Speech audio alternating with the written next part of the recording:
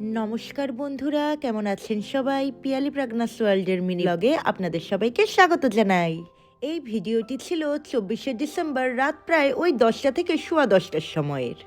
রাত যখন প্রায় সোয়া 10টার মতন বাজে তখন আমরা বাড়ির প্রত্যেকে মিলে চলে গেছিলাম আমাদের বাড়ির কাছেই ফুড ফেস্টিভ্যাল মানে খাদ্য মেলায়, বা আপনারা একে খাদ্য উৎসবও বলতে পারেন। বাড়ির প্রত্যেকে বলতে আমি, প্রাগনা, ভাই আর ভাইয়ের বউ। প্রথমে আমরা চলে গেছিলাম মাশরুমের দোকানে, সেখানে র মাশরুম বিক্রি হচ্ছিল। এরপর আমরা চলে গেছিলাম ফ্রেঞ্চ ফ্রাইয়ের দোকানে।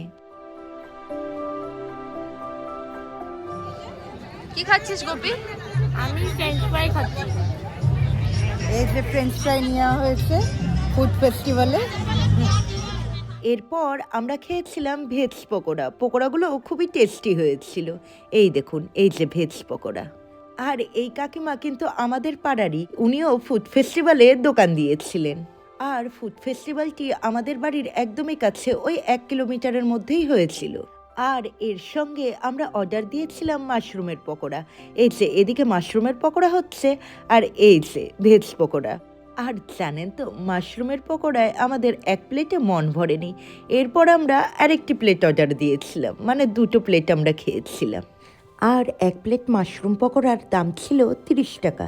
আর ফুড ফেস্টিভ্যালের এই দোকানগুলোতে দেখলাম মহিলারাই কিন্তু এই সব ফুড স্টলের দোকানগুলো দিয়েছিল। আর তার সাথে সাথে এখানে কিন্তু প্রত্যেক দিনই ফাংশন হয়েছে। ওই দেখুন, স্টেজে একজন গান গাইছিলেন।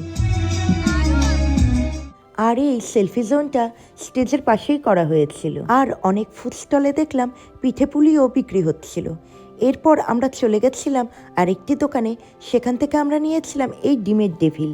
আর পার পিস ডিমের ডেভিলের দাম ছিল 15 টাকা। টমেটো কেচাপ আর স্যালাডের সঙ্গে ডিমের ডেভিলগুলো দেওয়া হচ্ছিল। আমরা 2 পিস এই ডিমের ডেভিল নিয়েছিলাম এবং সাথে নিয়েছিলাম এই চিকেন পকোড়া, যার দাম ছিল 30 টাকা। 30 টাকা অনুযায়ী কোয়ান্টিটি কিন্তু খুবই কম ছিল। এরপর আমরা খেয়েছিলাম চিকেন ফুচকা। এখানে আমরা 2 প্লেট চিকেন ফুচকা নিয়েছিলাম। এক প্লেটে 4টে করে ফুচকা ছিল। এই ফুচকার প্লেটটির দাম ছিল 40 টাকা, মানে পার পিস ওই 10 টাকা ধরুন। আর ফুচকাগুলো কিন্তু ভালোই টেস্টি ছিল। আর চিকেনের ফুচকার দোকানে আমরা কিন্তু গিয়েছিলাম একদম সবার শেষে। তাই কিন্তু উনি দেখছেন তো আমাদের ফুচকার মধ্যে কি পরিমাণে চিকেনের পুর দিয়েছিলেন। আর আমরা যতগুলো আইটেম খেয়েছিলাম, এই একমাত্র এটাই আমাদের কাছে নতুনত্ব ছিল। আপনাদের যদি আমার এই ভিডিওটি ভালো লেগে থাকে তাহলে অবশ্যই আমার চ্যানেলটিকে সাবস্ক্রাইব করবেন এবং আমার ভিডিওতে লাইক এবং কমেন্ট করবেন।